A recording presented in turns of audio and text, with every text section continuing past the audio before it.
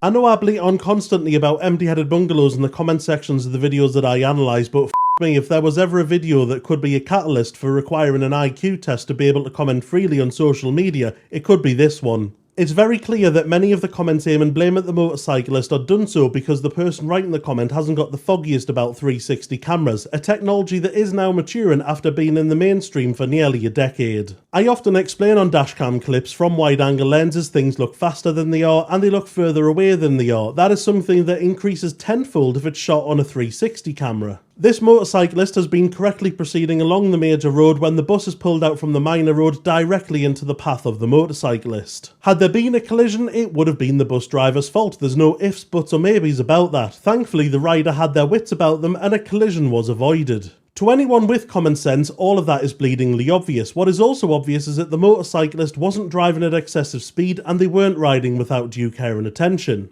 But the comment section of the internet is awash with comments befitting absolute lunacy. For example, Jamie James says, slow down, the bus has right of way. Well, they did slow down from the 32 miles per hour they were doing before the collision and they avoided it by slowing down. This shows that they were driving defensively with care and attention. And no, the bus does not have right of way. Right of way isn't a thing when it comes to driving. Right of way is about legal access to a road, path or land and has nothing to do with driving. One of the very first things in the highway code is a statement that specifically states the rules of the highway code do not give anybody the right of way in any circumstance. Silly Billy says you had plenty of time to slow down. Well, they did, just about, but the bus still nearly took the rider out because they were that close to the junction when the bus pulled out in front of them. PH Steve says, to be fair, you were hurtling at a rate of knots. Well, no, they weren't. They said their speedometer showed them at 32 and their GPS at 31, but anybody that knows anything about 360 cameras can tell they're not going that fast at all. You're just tech naive and should learn about modern technology before you leave a comment on social media.